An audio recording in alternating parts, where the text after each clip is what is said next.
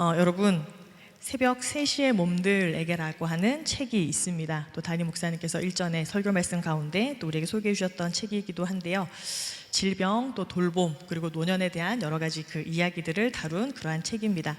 근데 이 책에 보면은 이렇게 우리들에게 질문을 던지고 있습니다. 새벽 3시는 당신에게 어떤 시간입니까? 이 책에서는 이렇게 이야기를 합니다. 새벽 3시라는 시간은 대개는 세상 모르고 잠들어 있는 시간이겠지요. 아주 간혹 악몽에 눌려 잠시 깨있는 시간일 수도 있겠네요. 볼 일이 급해서 잠깐 일어나 있는 시간일 수도 있겠지요. 그 시간이 누군가에게는 극심한 고통에 비명 지르며 제발 잠이 찾아오기를, 통증이 잦아들기를 바라는 시간. 그 모습을 옆에서 지켜보며 못지않게 간절히 통증이 멈추기를 눈물을 누르며 기도하는 시간일 수도 있겠지요. 여러분들 공감이 되십니까? 새벽 3시. 저도 그래서 말씀을 준비하면서요, 한번 이런 생각들을 해보았습니다. 나에게 새벽 3시란 어떤 시간일까? 여러분들 보실 땐 어떨 것 같습니까? 새벽 3시에 저는 깨어있는 사람일 것 같습니까? 잠을 잘 자고 있는 사람일 것 같습니까? 웃으시는 분은 목사님 그냥 잘 주무실 것 같은데요, 차마 말 못하는 그런 얼굴들. 사실 저도 말씀을 준비하면서 나에게 새벽 3시란 어떤 시간일까, 그리고 저의 모습을 한번 돌아보았습니다. 근데 여러분, 저는요 정말 머리만 대면 거의 전원이 꺼지는 수준의 사람입니다. 가끔씩은 어떤 느낌도 받냐면, 여러분들 자려면 이렇게 누워야 베개에 머리가 닿잖아요. 그 베개에 머리가 닿기 전에 잠이 든다라는 느낌을 받을 만큼 사실 저는 굉장히 잠을 잘 자는 사람입니다. 그런데 도대체 이 새벽 3시까지 잠 못 드는 그 이유가 도대체 무엇일까? 도대체 그 시간들은 어떤 시간이고, 또 나에게는 이런 시간들이 없었는가? 그런데 저도 이 새벽 3시를 한번 생각하다 보니까, 제가 전에 설교 때도 한번 말씀드렸는데, 그 어머니께서 코로나가 확진이 되셨고 또 되게 위독하셨던, 그래서 되게 좀 심각했던 상황까지 갔던 그 시간들이 다시 떠올랐습니다. 그래서 제가 한번 꼼꼼히 그 시간들, 그 일정들을 한번 보았는데, 2021년 12월 21일 날 어머니께서 확진이 되셨어요. 근데 그때는 그냥 무증상이어가지고 그냥 병원에 가기는 가야 돼가지고 입원을 하셨는데 괜찮다고. 우리 가족 단체 톡방, 여러분들도 다 있으시죠? 저도 이제 가족 톡방이 있는데, 그냥 어머니 웃으시면서 뭐 병원에 가라고 해서 오기는 왔는데 괜찮다, 격리 잘 하고 뭐 며칠만 있다가 돌아가겠다, 처음에 이렇게 가족 톡방에 이야기가 오고 갔습니다. 그래서 포항의료원에 입원하셨는데, 일주일이 지났는데 어머니가 갑자기 통증을 호소하시는 거예요. 갑자기 아프다, 그리고 열이 나기 시작하신다라는 거. 그러면서 열이 거의 40도 가까이 올라가면서 포항에서는 더 이상 어떻게 치료할 수 없어서 이제 대구 병원으로 옮겨야 한다라고 이제 이송을 하시게 되었어요. 그리고 그때부터는 이제 어머니가 중증 환자실에 들어가셔서 치료를 해야 한다라는 그 기간이 있었습니다. 그래서 이 일주일 만에 어머니가 무증상에서 이제 중증 환자실로 옮겨가게 되어지는 그 상황. 그래서 12월 21일까지 약 한 2주간의 그 시간을 어머니가 그 중증 화장실에서 보내시면서 굉장히 자가 호흡도 할 수 없어가지고 이제 산소 호흡기로 호흡을 해야 되고 굉장히 고통스러운 그런 시간들을 보내셨던 기간이 있으셨어요. 근데 그때가 언제였냐면, 제가 출국을 앞두기 직전이었어요. 레바논 폐방 가기 직전의 시간이었는데, 근데 하필 저도 그때 같이 식사했던 테이블에 있었던 사람이 이 코로나 확진이 돼서, 그때 이 파병부대는 굉장히 격리를 엄격하게 했던 때거든요. 그래서 저도 그냥 1인실 독방에 혼자서 그 밀접 접촉자로 이렇게 격리하고 있었던 그런 상황이었어요. 그런데 어머니는 이제 중증 환자실에서 이 산소 호흡기로 호흡을 해야 되고 굉장히 고통스러운 그런 고통들을 호소했던 그런 시간들 생각해 보니까, 그래서 저도 그때 이 격리실에 혼자 있으면서 뭐 병원에 가볼 수도 없고 어떻게 할 수 없는 그 시간, 정말 이 밤새도록 같이 기도하면서 하나님께 구했던 그 시간들이 사실 저도 떠올랐어요. 그래서 저도 이제 그 기간들을 보려고 이제 가족 톡방을 이제 확인하다가, 제가 그때 이렇게 남겼던 그 카톡이 있더라고요. 그래서 여러분들한테 읽어드리려고 하는데, 어머니께서 너무 이렇게 아프다, 기도 좀 해다오, 이렇게 하셨는데 제가 이렇게 썼더라고요. 할 수만 있으면 어머니 편히 숨 쉬시게 지금 당장 제 패라도 떼드리고 싶은 심정이에요. 어머니 조금만 힘내세요.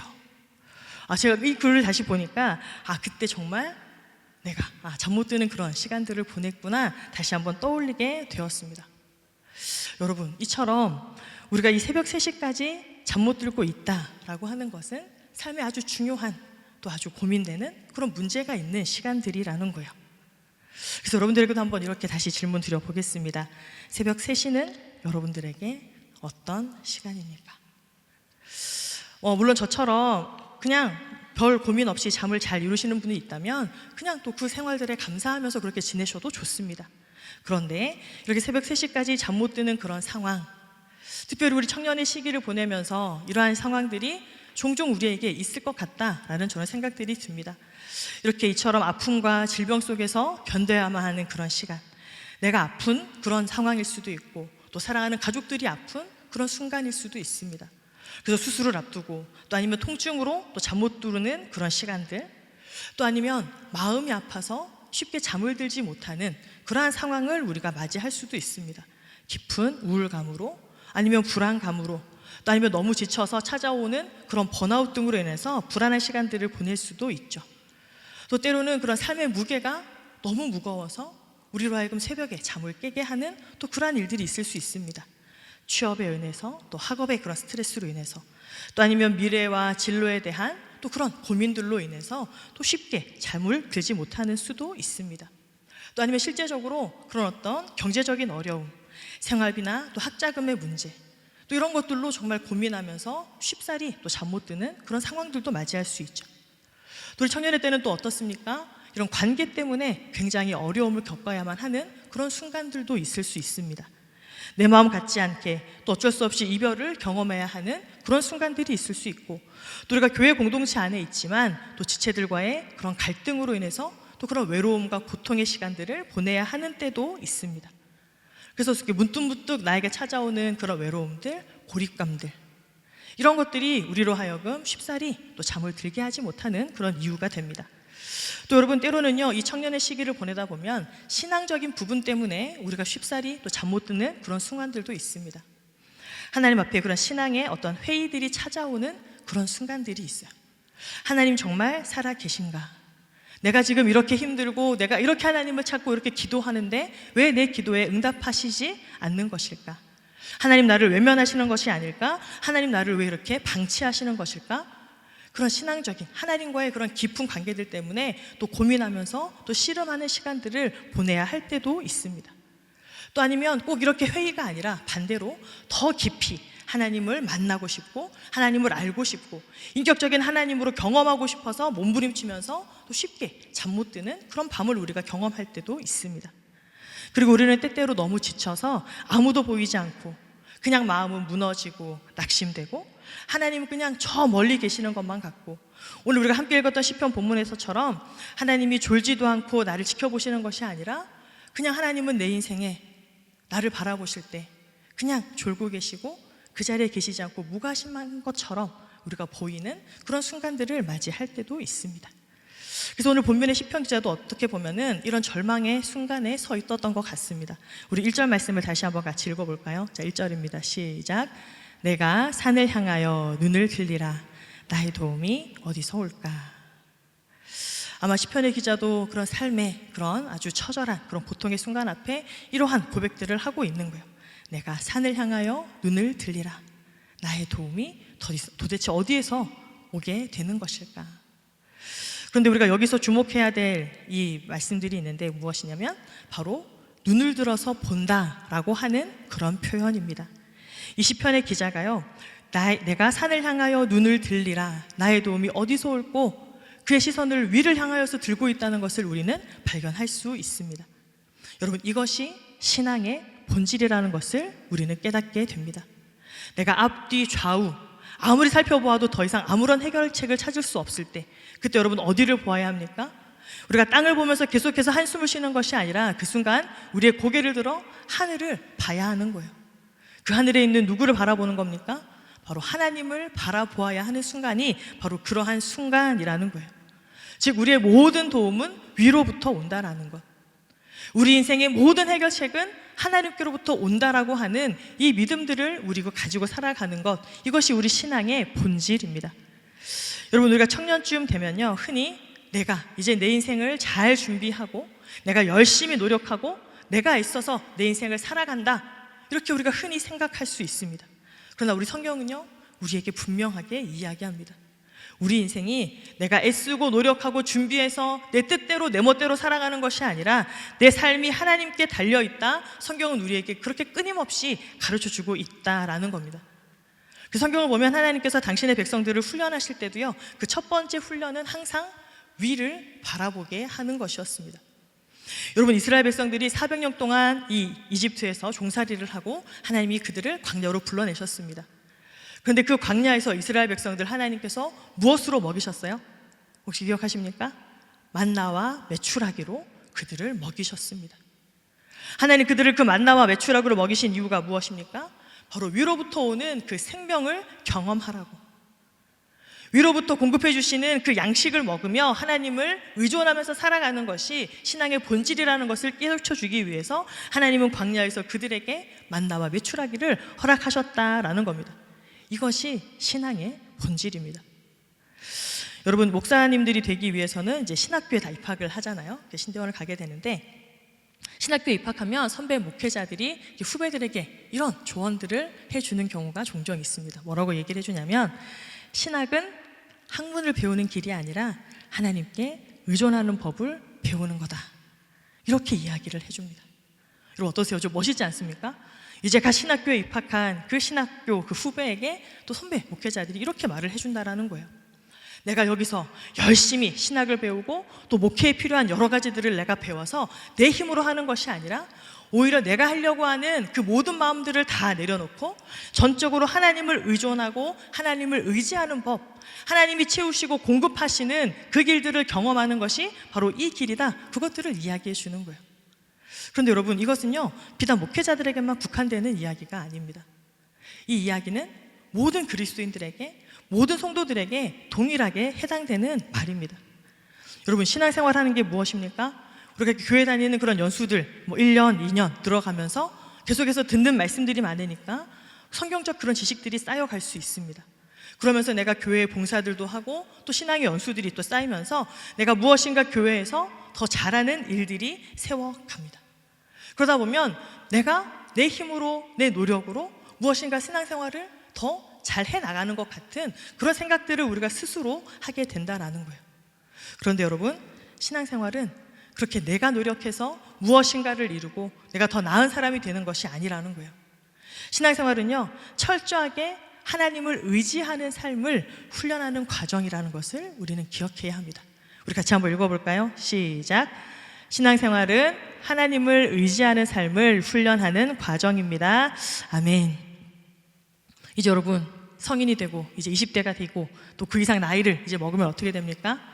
더 이상 누군가에게 의지하고 의존하는 것이 아니라 내 노력으로, 내 의지로, 내 결단으로 무엇인가 자꾸 해야 될 것 같은 그런 생각들 드시지 않습니까? 이제 우리 새 학기를 또 시작한 우리 또 귀한 많은 학생들도 있습니다. 그죠? 그러다 보면은 어때요? 내가 이번 학기 이것도 해야 되고 저것도 해야 되고 막 그런 리스트를 쭉 아마 뽑으실 겁니다. 물론 여러분, 내가 열심히 그것을 이루기 위해서 준비하고 노력하는 건 물론 중요합니다. 그런데 본질적으로는 내 인생을 내가 준비하고 내가 노력하고 내가 계획해서 이끌어 간다라고 하는 그 생각들이 아니라 내가 이렇게 준비하지만 내 모든 삶을 이끌어 가시는 분은 하나님이시라는 것을 우리는 잊지 않고 늘 고백하면서 살아가야 합니다. 그것이 우리가 신앙생활을 하는 본질이 되어야 합니다. 여러분, 이것이 왜 중요한지 압니까? 내가 하나님을 의지하고 의존하고 전적으로 내 모든 삶을 하나님으로부터 도움을 받았다, 여기에서 우리의 신앙이 출발해야 우리는 비로소 누군가를 도울 수 있고 돌볼 수 있는 사람이 되는 거예요. 왜냐하면 내가 하나님께로부터 그렇게 도움받고 또 모든 것들을 치움받았다라고 하는 그 고백이 있어야 우리는 넉넉하게 이웃들을 돌아볼 수 있고 또 기꺼이 내가 받은 그 사랑을 이웃들에게 나눌 수 있는 그 출발점이 바로 여기에 있다라는 겁니다. 세상은 끊임없이 자기가 노력한 만큼 받게 되어지고 또 자기들이 노력하고 고생하는 그대로 성취하는 삶들을 이야기하지만 신앙은 정반대라는 거예요. 나는 아무런 것도 한 것이 없지만 전적으로 부어지는 하나님의 사랑, 나는 아무런 자력이 없지만, 나는 아무런 수고한 것이 없지만 하나님으로부터 부어지는 그런 은혜들을 경험한 자들, 그런 사람들이 사람을 사랑하고 세상을 사랑할 수 있는 사람으로 되어져 간다. 성경은 그렇게 우리에게 말씀하시는 거예요. 여러분, 지금 우리는 사순절 기간을 보내고 있습니다. 그죠? 사순절 기간이 무엇입니까? 예수님께서 우리를 위해서 십자가에서 흘려주신 그 고귀한 희생의 의미들을 우리가 같이 기억하고 묵상하고, 우리도 우리의 삶에서 그런 삶들을 따라가기 위해서 노력하는 그 기간입니다. 그런데 여러분, 하나님의 그 사랑, 십자가에서 보여주신 그 사랑만 해도 그렇습니다. 저와 여러분, 하나님께서 그 예수 그리스도를 십자가에 내어주시기까지 그렇게 우리를 사랑할 만한 그런 자격들이 저와 여러분에게 있습니까? 내가 사랑받을 만해서, 아니면 내가 구원받을 만한 어떤 부단한 노력을 해서 그 은혜가 우리에게 주어진 건가요? 그렇지 않잖아요. 여러분, 우리는 죄인입니다. 우리가 죄인이었을 때 하나님께서 먼저 우리를 사랑하시고 기꺼이 십자가에 예수 그리스도를 내어주시기까지 그렇게 우리를 사랑하셨습니다. 우리는 그런 사랑을 받은 자들이라는 거예요. 그 은혜를 기억하면서 우리가 살아가는 것이 신앙생활인 줄로 믿습니다. 그래서 여러분, 우리가 이 교회를 다니면서 신앙이 자란다라고 하는 것은요, 어떤 의미입니까? 내가 더 많이 배우고 더 많이 노력하고 더 많이 헌신하고 봉사해서 내가 더 무엇인가 단단해지고 내가 무엇인가 얻어지는 것이 아니라, 내가 신앙생활을 하면 할수록, 내가 헌신하고 섬기면 섬길수록 하나님, 모든 것이 은혜입니다, 이렇게 고백하는 자들이 되어가는 것이 우리의 신앙이 자란다라고 이야기할 수 있는 겁니다. 여러분, 그렇지 않으면 우리의 신앙이 그냥 우리의 신념과 이렇게 혼돈될 수 있다는 거예요. 여러분, 우리의 신념은 무엇입니까? 내 의지로 무엇인가 이룰 수 있다라는 것, 내 노력으로 내가 애쓰고 내가 헌신해서 내 믿음이 더 좋아지고 남들 앞에 내가 무엇인가 더 경건한 사람처럼 보여질 수 있다, 이렇게 생각하는 것은 자기 확신이고 자기 신념이라는 거예요. 근데 우리가 이런 생각들을 가지면 그 끝은 어떻게 될까요? 결국 스스로 교만해질 수밖에 없다라는 거예요. 하나님의 은혜가 아닌 내 노력으로, 내 의지로, 내 결단으로, 내 헌신으로 내가 이만큼 믿음이 좋다? 결국 그것은 내 교만으로 또 누군가를 지적하고 판단하는 그러한 길로 빠질 수밖에 없다라는 거예요. 그래서 여러분, 우리가 신앙생활이라고 하는 것은 끊임없이 내 한계를 뛰어넘는, 그리고 무조건적으로 부어지는 그 하나님의 은혜를 우리가 늘 기억하고 그 은혜 가운데 살아가는 것인 줄로 믿습니다. 여러분, 은혜가 무엇입니까? 제가 종종 늘 설교 중에 여러분에게 질문하죠. 이제는 여러분 꼭 외웠으면 좋겠어요. 여러분, 은혜가 뭡니까? 정은혜 목사님은 아니고요, 여러분. 그죠? 자, 은혜가 뭡니까? 교회에서 이야기하는 은혜가 무엇입니까? 우리 같이 한번 따라해 볼까요? 자, 은혜란 자격 없는 자에게 거저 주어지는 하나님의 선물입니다. 자, 다시 한번 읽어볼까요? 자, 시작. 아멘. 믿으십니까? 믿으십니까? 여러분, 우리가 구원받은 하나님의 백성이 된 것, 하나님의 사랑을 우리가 입은 자로 살아가는 것, 우리는 아무런 자격이 없고 아무런 노력도 하지 않았지만 하나님의 은혜로 그냥 거저 값없이 주어진 선물이라고 하는 우리가 이 믿음들을 붙들어야 우리는 서로 돌보고 서로 격려하고 서로 사랑하는 자들로 살아갈 수 있는 겁니다. 그래서 여러분, 우리는 늘 우리의 시선을 하늘로 두고 하나님을 바라보고 우리를 도우시는 그 하나님을 향해서 우리가 그렇게 살아갈 수 있게 되기를 축복합니다. 그래서 우리 1, 2절의 말씀 다시 한번 읽어볼까요? 시작. 내가 산을 향하여 눈을 들리라. 나의 도움이 어디서 올까? 나의 도움은 천지를 지으신 여호와에게서로다. 아멘. 여러분, 우리가 이 믿음들을 잊지 않고 늘 기억하면서 그렇게 살아갈 수 있게 되기를 축복합니다. 여러분, 계속 이어지는 3, 4절의 말씀도 같이 한번 읽어보겠습니다. 시작. 여호와께서는 너를 실족하지 아니하게 하시며 너를 지키시는 이가 졸지 아니하시리로다. 이스라엘을 지키시는 이는 졸지도 아니하시고 주무시지도 아니하시리로다. 아멘. 여러분은 이 말씀이 어떻게 들려지세요? 제가 이렇게 꼬맹이 때, 아동부 때는 이 말씀을 들으면서 되게 좀 웃겼던 것 같아요. 하나님도 우리처럼 주무시나? 왜 주무시지도 않고 졸지도 않는다라고 이야기하지? 그렇게 어릴 때는 그렇게 봤던 그런 기억들이 있어요. 근데 좀 크고 나면 어떻습니까? 아까 서두에 말씀드렸던 것처럼 하나님 정말 나를 졸지도 않고 주무시지도 않고 그렇게 늘 깨어서 나를 지키시는가? 여기에 대한 어떤 의심들, 또 이 말들이 너무 멀게 느껴지는 그런 순간들을 우리가 맞이할 때가 있다는 거죠. 아까 말씀드렸던 것처럼 기도해도 응답이 더디 이루어질 때, 하나님이 나를 돌보신다라고 하는 말들이 직접적으로 내 피부에 가깝게 느껴지지 않는 그런 순간들이 분명히 있다라는 거예요. 여러분 혹시 그 인디언 부족들이 성인식을 어떻게 하는지 들어보신 적이 있으십니까? 어느 인디언 부족이요, 이렇게 성인식을 이렇게 한다는 거예요. 좀 독특한 이 성인식인데, 달이 뜨지 않는 그런 어두운 밤에 이제 성인이 되는 그 소년에게 막대기 하나를 주면서 그 마을에서 멀리 떨어진 들판에 혼자서 그 밤을 지새우게 한다라는 거예요. 그리고는 그 소년에게 이렇게 말을 해준다고 합니다. 네가 만일 내일 아침까지 살아남아 있다면 너는 진정한 성인이 되는 거야. 여러분 되게 좀 가혹한 말처럼 들리지 않습니까? 그래서 혹시나 무서워서 도망가거나 또 아니면 혹시 목숨을 잃게 되면 결국 그 소년은 인디언 성인으로 받아들여질 수 없다라는 그런 이야기입니다. 그래서 성인식을 치르는 이 모든 소년들이 이 밤새 죽음에 대한 그런 공포, 또 추위, 그리고 졸음, 이 모든 것과 싸우면서 이제 꽃밭 밤을 지새운다라고 합니다. 그리고 나서 날이 밝으면 소년들은 예외 없이 다 펑펑 눈물을 쏟는다라고 해요. 여러분 왜 눈물을 쏟을까요?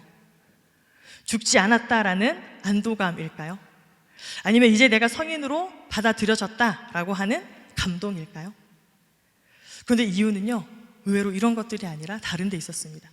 이 소년들이 그렇게 펑펑 우는 그 이유는 뭐냐면, 빛이라고는 전혀 찾아볼 수 없는 그런 칠흑 같은 캄캄한 어둠 속에 마치 부모가 자신을 버렸다라고 하는 그런 절망감, 또 부모의 그런 차갑고 냉정한 그 태도 때문에 원망하면서 밤을 보냈는데, 정작 동이 트고 점점 이렇게 해가 밝아오면서 아주 가까운 거리에 자기를 보호하기 위해서 밤새 활을 겨누면서 하룻밤 동안 초췌해져 있는 그 아버지의 모습을 마주하게 된다라는 거예요.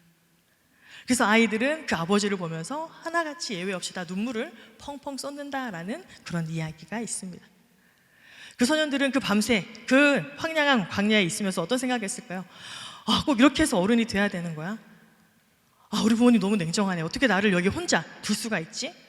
그런 온갖 생각들이 그 소년의 마음을 괴롭히지 않았겠습니까? 그런데 그 아버지가 멀리 간 것이 아니라 혹여나 그런 들짐승의 공격이 있지 않을까, 바로 그 가까운 거리에서 그 아들을 지켜보면서 밤새 함께 그 시간을 보냈다라는 것. 사랑하는 여러분, 우리 하나님도 마찬가지입니다. 때론 우리 인생에서 우리가 느끼지 못하는 순간이 있다 할지라도 하나님은 여전히 우리 가장 가까운 곳에서 우리를 지켜보시며 우리와 함께 하시며 우리를 그렇게 지키시는 분인 줄로 믿습니다. 이 사실들을 우리가 기억하면서 그렇게 우리가 당당하게 조금 더 넓은 마음으로 신앙생활에 나갈 수 있는 저와 여러분이 될 수 있기를 축복합니다. 어려운 시간을 지날 때 도와주시지 않는 것처럼, 그리고 하나님이 나를 보시지 않는 것처럼, 나를 방치하는 것처럼 보이는 그런 순간이라도 오늘 말씀처럼 하나님은 졸지도 않고 주무시지도 않고 그렇게 나를 지켜 보호하시는 줄 믿습니다. 그래서 여러분, 우리 아까 서두에 말씀드렸던 것처럼 우리 모두는 가끔씩 이런 새벽 3시와 같은 그런 시간들을 보낼 때가 있습니다. 기도해도 응답도 없고 하나님은 저 멀리만 계시는 것 같은 그런 순간. 근데 그 순간에도 우리가 믿음을 유지하기 위해서 해야 할 일은 무엇이라고요? 우리의 눈을 들어 위를 바라보는 것, 우리의 도움이 여전히 하나님께로부터 오고 있음을 우리가 잊지 않고 기억하는 것, 한순간도 우리를 외면하시지 않고 그렇게 우리를 지켜 보호하시는 하나님이 계신다라는 것, 이것들을 우리가 기억하는 것이 우리가 그 새벽 3시 같은 잠을 이루지 못하는 그 순간을 믿음으로 이겨나갈 수 있는 그런 방법인 줄로 믿습니다. 그래서 오늘 시편의 기자도요, 이 사실들을 확신하면서 또 마지막으로 이렇게 고백합니다. 우리 8절의 말씀 같이 한번 읽어보겠습니다. 시작. 여호와께서 너의 출입을 지금부터 영원까지 지키시리로다. 아멘. 우리의 출입을 지키신다, 내가 들어가고 나가는 그 모든 순간을 지키신다라는 말은 우리 삶 전체를 하나님께서 보호하고 지키시고 한순간도 놓치지 않겠다라고 하는 그런 약속의 말씀입니다. 여러분, 이 약속의 말씀을 우리가 기억한다면 우리가 얼마나 든든하고 또 얼마나 힘이 낼 수 있는 그런 용기가 되는 말씀입니까? 그리고 이런 말씀을 우리가 붙잡고 살아간다면 이제 우리는 조금 더 다른 태도로 우리는 이 세상을 살아가야 하고 함께하는 우리 지체들을 마주해야 합니다. 우리가 어떻게 우리 삶들을 바꿔가야 하냐면, 민수기 6장에 보면요, 우리 제사장들이 이 백성들을 축복하는 축복 기도, 축도가 담겨져 있습니다. 민수기 6장 24절에서 26절 말씀인데요, 우리 같이 한번 읽어볼까요? 우리 구약의 축도입니다. 우리 다시 읽어보겠습니다. 시작. 여호와는 내게 복을 주시고 너를 지키시기를 원하며 여호와는 그의 얼굴을 내게 비추사 은혜 베푸시기를 원하며 여호와는 그 얼굴을 내게로 향하여 드사 평강 주시기를 원하노라. 아멘. 이 기도는 이스라엘 백성들이 어디를 가든지 어떤 상황에서든지 하나님이 보호하신다라는 것을 이제 제사장을 통해서 이렇게 축복해 주시는 그런 기도입니다. 그래서 구약 시대에는 제사장들이 이 백성들을 대신해서 하나님께 기도드렸고 또 하나님의 뜻을 이렇게 백성들에게 알려주는 그런 역할을 했습니다. 그런데 여러분, 이제 우리가 이 예수님의 십자가를 통해서요, 이제 더 이상 제사장들이 우리를 대신해서 하나님께 소개해 주는 것이 아니라 우리가 직접 하나님께 나아갈 수 있는 그런 길들을 얻게 되었습니다. 또 더 나아가서 우리가 서로에게 이제 이런 거룩한 제사장의 역할을 해줄 수 있는 그런 존재가 되었습니다. 그래서 여러분, 만인제사장설이라는 이야기 들어보시지 않으셨습니까? 그래서 이제 우리가 세상을 축복하고 우리 옆에 있는 지체들을 축복할 수 있는 또 그런 특권들을 이제 우리가 얻게 된 것이죠. 그래서 여러분, 오늘 이 구약의 축도는요, 그냥 단순히 아름다운 기도문이 아니라 하나님의 당신의 백성들을 어떻게 지키시는지, 어떻게 우리의 삶 가운데 하나님의 그 밝은 은혜의 빛을 비춰주시는지를 우리에게 알려주시는 말씀입니다. 그래서 여러분, 우리가 하나님이 늘 함께 하신다라고 하는 것들을 우리가 기억하면서 그렇게 살아가는 사람들이라면요, 이제 우리도 세상 가운데에서 특별히 우리가 만나는 사람들에게 그 하나님의 은혜를 기억나게 하는 그 역할을 해야 한다라는 거예요. 여러분, 우리가 옆에 있는 지체들에게 해줄 수 있는 가장 큰 돌봄이 무엇인지 압니까? 하나님이 우리를 기억하고 계신다라는 그 사실들을 기억나게 해주는 것, 그것이 우리가 이웃들에게 해줄 수 있는 가장 큰 축복이라는 거예요. 내가 직접 무엇인가 돌봐주고 그 사람을 챙겨주는 것도 물론 중요하지만 그가 하나님의 은혜를 잊지 않고 떠올리게 하는 것, 그것이 우리가 그 사람들에게 해줄 수 있는 가장 큰 축복이고 또 가장 큰 돌봄이라는 겁니다. 그래서 누군가 잠 못 드는 정말 새벽 3시를 또 깨워서 늘 그렇게 지새고 있는 그런 지체들이 있다면 그 사람에게 하나님의 은혜를 생각나게 말해줄 수 있는 것, 그렇게 그 사람에게 거룩한 이 하나님의 은혜의 빛을 비춰줄 수 있는 그 사명, 그것이 저와 여러분에게 주어진 그 사명인 줄로 믿습니다. 그래서 여러분, 우리가 이제 사순절 기간을 보내고 있는데요, 특별히 오늘 이 주님의 말씀을 기억하면서 우리가 서로에게 또 그런 역할들을 감당할 수 있었으면 좋겠습니다. 우리가 예수님의 십자가를 묵상하면서 예수님이 걸어가신 그 길들을 우리가 따라가고 있는 기간들을 보내잖아요. 그래서 우리가 하나님의 은혜를 받았다라고 하는 이 사실들을 기억하면서 또 옆에 있는 지체들에게 우리를 바라볼 때 그 사람이 우리를 바라보면서 예수님이 생각나는 그런 사람들이 될 수 있도록, 예수님의 은혜가 떠오르는 또 그런 사람들이 될 수 있도록 그런 통로의 역할들을 할 수 있는 저와 여러분이 될 수 있기를 축복합니다. 그래서 우리가 하나님께서 우리의 삶을 그렇게 지켜주시는 것처럼 우리가 서로의 삶을 그렇게 지켜줄 수 있는 그런 복된 존재가 될 수 있기를 주님의 이름으로 축원합니다. 여러분, 오늘 이 말씀을 이제 마무리하면서요, 오늘 담임 목사님께서 이 새벽 3시의 기도라고 하는 이 기도문을 작성하셨거든요. 그래서 이렇게 4페이지로 되어 있는 기도문인데 오늘 이 기도문을 우리가 같이 읽고 또 찬양하고 이제 기도하는 것으로 마치려고 해요. 그래서 오늘 축도도 아까 말씀드렸던 그 민수기 축도로 오늘은 축도를 하려고 합니다. 그래서 우리가 이 기도문을 읽을 때 또 우리의 마음을 담아서 같이 한번 읽어보도록 하겠습니다. 새벽 3시의 기도인데 우리 제가 읽고 또 다음 슬라이드는 여러분들이 읽고 그렇게 같이 읽어보겠습니다. 이 시간 고통 속에 신음하는 이들을 위해 간절히 기도합니다. 끝없이 밀려오는 파도처럼 쉼없이 덮쳐오는 아픔과 싸우며 지쳐 쓰러지지 않도록 주님의 손으로 붙들어 주옵소서. 앞날을 바라보면 아득하기만 하고 때로는 하룻밤을 견딜 힘조차 없는 듯 합니다. 그러나 주님을 의지하여 이 순간을 살아갈 용기 허락하여 주시옵소서.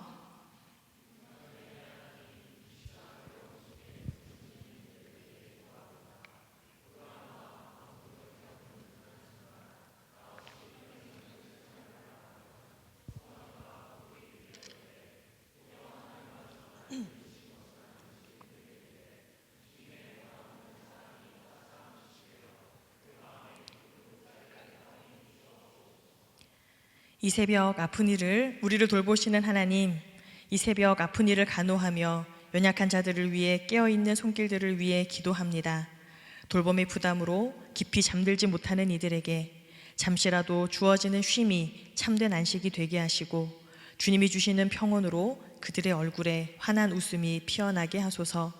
나는 부족하지만 나와 함께 하시는 하나님께서 고통당하는 이들의 삶에 빛을 비추어 주심을 깨닫게 하시어 회복의 소망 가운데 섬기게 하옵소서. 소망의 하나님, 낙심한 이들을 위하여 기도합니다. 삶의 무게에 눌려 허리를 펴기조차 어려운 이들에게 굳건한 힘을 허락하시고 새벽이 지나 아침을 맞이할 때 맞닥뜨려야 할 현실 앞에서도 담대히 나아갈 믿음을 주옵소서. 어깨를 펴고 당당히 걸어갈 수 있는 용기와 소망을 허락하여 주시옵소서. 예수 그리스도의 이름으로 기도합니다. 아멘. 여러분, 이 기도문 우리가 또 한 주간 또 생각하면서 또 떠오르는 또 그 문장들 또 마음속에 이렇게 담아두시고 같이 그렇게 기도했으면 좋겠고요. 우리 오늘 같이 찬양하실 때 하나님은 너를 지키시는 자, 오늘 이 본문의 말씀을 가지고 만든 찬양이거든요. 내가 때로 잠 못 드는 그런 순간들, 남들이 내 마음 다 이해하지 못하는 그 순간에도 또 때로 하나님 멀리 계시는 것 같아서 우리가 또 때로는 원망스러운 그런 순간들도 있지만 그 어느 한순간도 하나님 나를 떠나신 적이 없다라는 것, 늘 내 가까이에서 나를 지키시고 나를 돌보신다라고 하는 그 사실들을 우리가 믿음으로 또 함께 고백하며 나가기를 원합니다. 우리 시간 같이 찬양하겠습니다.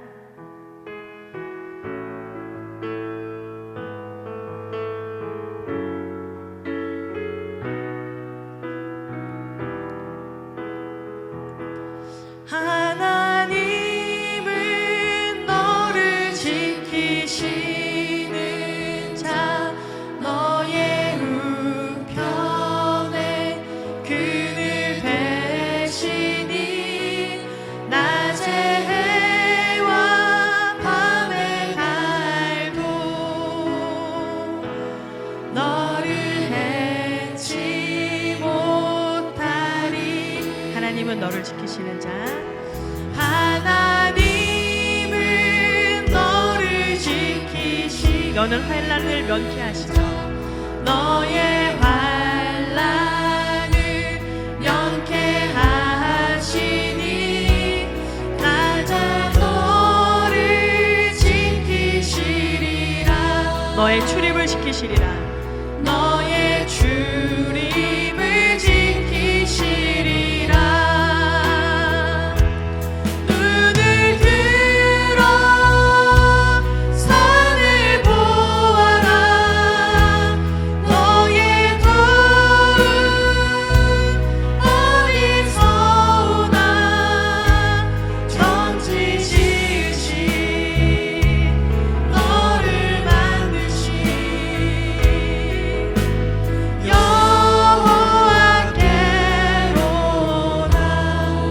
다시 한번 찬양할 텐데요.